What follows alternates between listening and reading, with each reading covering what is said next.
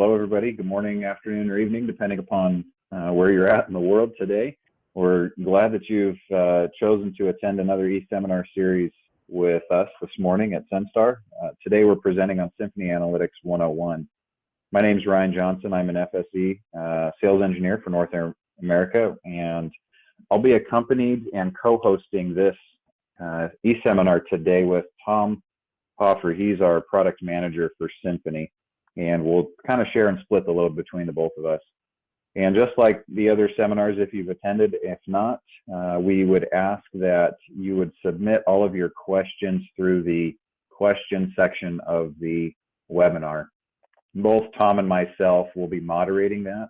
It does help with the flow of the presentation, and it keeps us within our time allotment that we've given ourselves, which is roughly 30 minutes. So again, we just ask that you submit any questions there so we can keep the presentation moving forward and get through the content that we have to deliver for you today. Any questions post-seminar, you can always shoot either one of us an email, and we'd be more than happy to help clarify any questions that you do have. So today's agenda, we're going to cover the following topics in our analytics portfolio. We're going to talk about analytic licensing and how to enable that in Symphony. We're going to first go over the outdoor people and vehicle tracking, which is the topic that I'll be covering. And then I'll turn the time back over to Tom, and he'll cover both facial recognition and our crowd detection analytics. These are not the only analytics that we do sell. We just find that these are the ones that we get asked questions about quite often, so we wanted to first start on these. So again, if you do have any other questions about other analytics that we do have, please post those and we can answer those in the question section.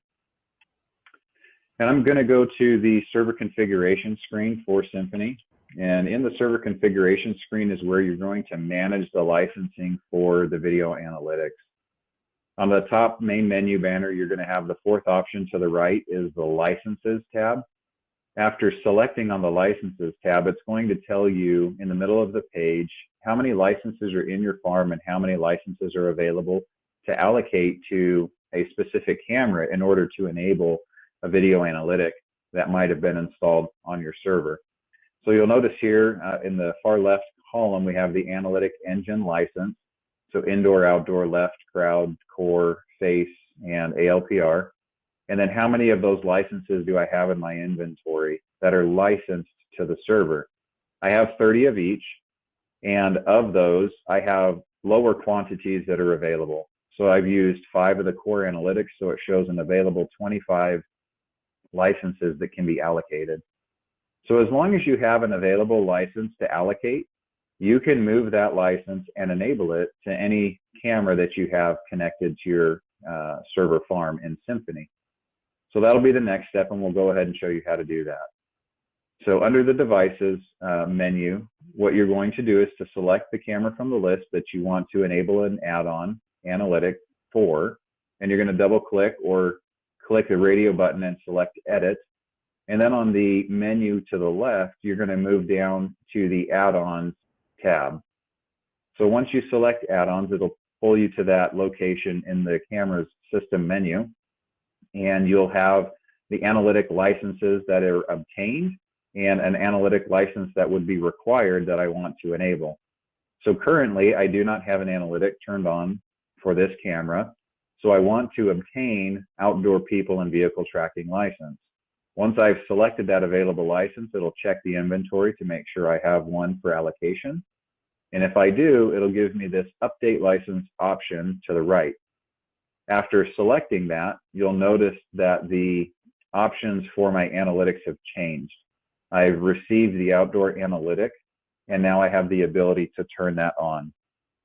So once it shows up in my available add-ons to start using, I do need to turn this on. Okay, so now that I've turned it on, I can now move to the configuration screen. So briefly, I do want to talk about what is our outdoor people and vehicle analytic before we get into the actual proper configuration.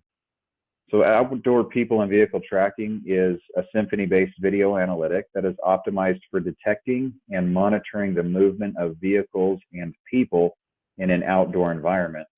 So typical applications include perimeter intrusion detection, parking lot monitoring, public safety, and wrong way detection. The analytic retains its extremely high tracking and object classification accuracy, even in the presence of challenging weather and lighting conditions, which you'll see how we are able to accept those conditions and ignore the typical nuisance alarms that we would get. So that's what Outdoor People and Vehicle Tracker do for us. So what I want to show you now here is some of the configuration settings that we will have for Outdoor People and Vehicle Tracking. Okay, so we will select the Configure button. So the Configure button pulls us up into the analytic add-on license, and it allows us to select the resolution that we want to use. You'll notice I have all the available options that the camera is providing.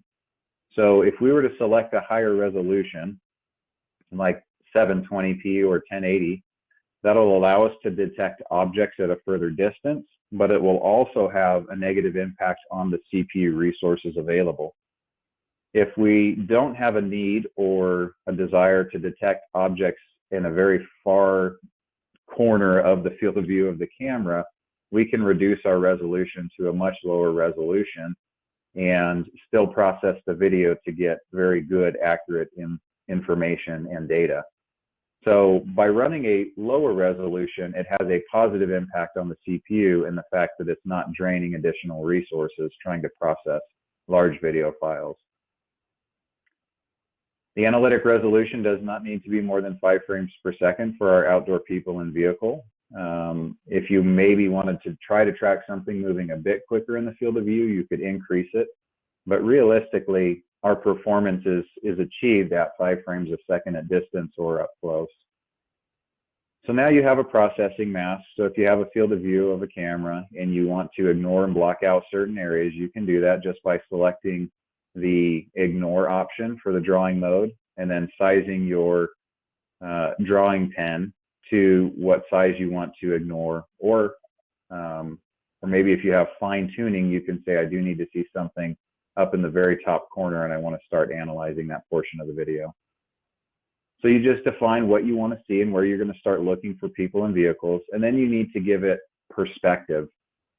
So this calibration menu it has to be close. It doesn't have to be perfect, so don't fret over, you know, when you move your bubble person around, is it exactly the same size as the person in the field of view? No, it doesn't have to be. It's got to be close. So there's 3 different types of calibration you can do. You can choose from the menu, which is at first an automatic calibration. So this would let the algorithm automatically determine the camera's position and field of view information, and then it'll automatically calibrate and start classifying what it's seeing and using that data to process video in the future. This does take a little while for it to configure. It doesn't happen automatically. Within an hour, it might be a day, it might be longer depending on how busy the scene is. So here we have a second option, which is an uncalibrated. So this just runs the algorithm without camera position and field of view information or any other calibration settings that we need. And you'll notice kind of the tag at the end that says the accuracy will be greatly reduced. So we don't typically recommend this. And then the last option is manual, which is what most of our customers use. They tend to know the field of view, which is a setting that we're going to ask for. And then they're going to want to know, hey, are we panning it at a certain angle? So you'll see I'm going to do a drastic change here so you can see how the earth tends to move when I make that change. And maybe we'll do the same here for the twist, and you'll see. So if the camera's kind of maybe off camera on a hill or looking at some weird undulations in the ground, you can account for that within the analytic engine. So we'll change these back so we're a bit more normal. And then you can tell it, how high am I mounted? So maybe I'm 4 meters off the ground, and you'll see how that affects the people. Maybe I'm 15 meters off the ground, and then you'll see how that affects the people in the field of view, right? And you see how they start to change. And then you would determine the distance that you are. You might not be 20 meters away, you might only be 10. And so you'll see again how that affects the image and creating perspective for the camera. The poor man's option, the cheater way to do this, is this camera option down below, what you're seeing with the bubble people in that background there. So as I move this camera around, it's doing the exact same thing as what I was manually inputting into those tables off to the right. Where now if I move the camera, again, it just is creating perspective and it has to be close. So as I move this camera around, it also resizes the field of view for the camera. It resizes the people within the field of view and my mounting height and distance to target. Okay. So one important thing to note here is that this red bar that you see in the middle, it keeps getting resized, is the distance that we're looking to achieve to the target, which is also identified by this lower point within this triangle, as you can see it rising up. So that would be our distance to that target. And as you see it, the distances continue to change and move. Okay, so that's one way to calibrate it. You also have the manual input way. And if you do have the data handy, you can go ahead and put that in quite easily. Now, once that information has been set, you do have an option, let me get back to the top, of turning off simple mode, but this is for advanced users that have gone through training, so I'm not going to spend a lot of time on this. And there is a warning that changing these settings can adversely affect the performance of this algorithm. So I do show you that, as I mentioned, we have the option to suppress falling snow, dynamic backgrounds, right? If we needed to have shadow suppression, we can turn that on down here below. If we needed to track a really, really slow moving object because somebody's trying to crawl across our perimeter instead of sprinting, we have a suppression algorithm for that as well that would allow you to detect that. But again, all of these are advanced options and they do take our certification training course to get very familiar with them. So I'm going to leave it at that for the time being. Okay. So we'll save our changes there. And now we're going to go into the client view real quick. Let me escape out of here. And let's go back here to my client view. And you'll see the outdoor engine is now turned on and it's tracking individuals in my field of view. So this is the live view. What I have done just to speed up the process is I've opened up a search option as well, and I created two different search types. So what I've got here is I've got a search window, and on the first search, what I did is I said I want to find all the people that are in this top corner right here by this gray car. And so because I've turned on my analytic engine, it's only looking for those results. And by doing that, now I can select on any one of those 20 results that it returned, and you'll see that the only thing that I'm getting in my field of view is now the person that's walking across this corner. Okay. So now that that engine's turned on, we're classifying the objects between a person and a vehicle. So that's one of the searches that I completed. And now we'll go back to that window. And the second search that I completed was this one here. And maybe we'll make it a bit bigger. This one at the very top, I moved into the parking lot and I said, I only want to see when vehicles pass through this portion. And so I'm going to select a video. And we're going to move this back out of the way. Let's get this guy going again. And you'll notice now that I've got a different color classification and code, and it's only showing the vehicle. And so as I play that forward, that vehicle has passed through that zone that I've defined and said I wanted to search for that specific characteristic or classification of a vehicle. This can be done with a virtual trip line. It can be done with a lot of other parameters, but just for the time's sake, I wanted to show you how I can search for the classification of a person and also search for the classification of a vehicle. So there's a lot of different options now that we've been generating the metadata for the outdoor people and vehicle tracking algorithm. So that in a nutshell is the outdoor people and vehicle engine that we have for Senstar Symphony, how you can classify people against vehicles and other unknown objects, and also search that metadata context for the specific activity and the specific location in your field of view. And with that, I'm going to go ahead and allow Tom to start presenting his screen. So let's see if we can't give him presentation rights. Thank you, Ryan. Then we have another engine that we want to present today, and that's called crowd detection. In crowd detection, I can go in. So this is my crowd detection camera. And here I see activity. I have an occupancy level of 7%, capacity level of 11%, and crowd estimate of 8, 9 people.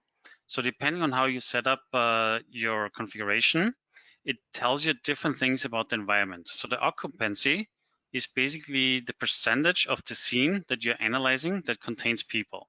So in this case, depending on how big your scenery is that you're analyzing, this person now is one person and his estimate is 1.44 and he takes 2% occupancy. Capacity estimates the number of people in the scene in reference to how many people can be there. So if I have here a capacity of 2% for one person, that means I expect that in the configuration, it's roughly 50 people in the scene that would make 100% capacity.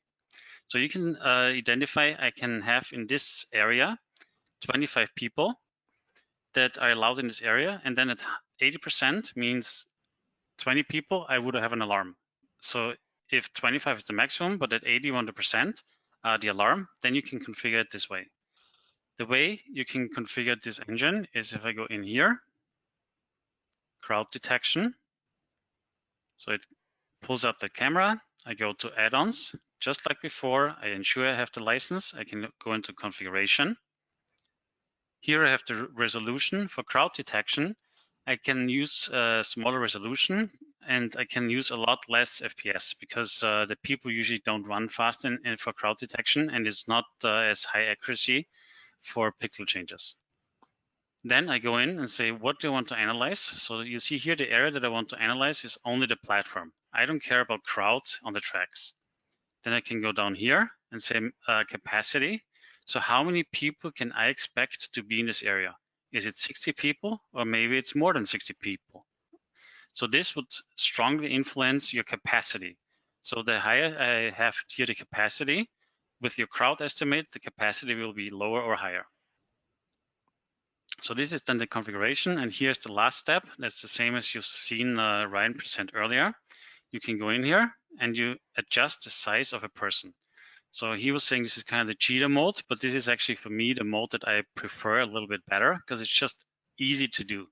I can simply take this and say, okay, now here, and I can add another guy in the back, which allows me now to say, okay, no. So now you see the one person in the back is already fitting perfectly. So this is the configuration. So this is how easy it is to configure the system, to have it running. And now then the last step, as always, I can discard this and I can now create a rule. So I'm just going to add quickly a new rule and a new event. And in the event, I have here my complete selection. And now I can go here and say crowd detection camera. I add this and I use my crowd detection now as an alarm. And now I want to say, like I mentioned earlier, capacity. So I have now 60 people. As soon as we reach, let's say 50 people, I want to have an alarm. How much percent is that? It's roughly 90%. I know it's not, but I don't want to calculate it right now.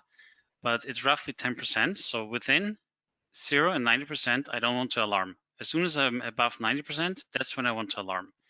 How many seconds I want to reach this limit before I say this is an alarm? Well, after 2 seconds, I want this alarm already. So now I can call this capacity reached, and I have my event configured for this engine. As soon as I reach it now, we will fire an alert, and the alert can trigger an email, can trigger an alarm for your messaging software, for your operator, wherever you want the alarm to show.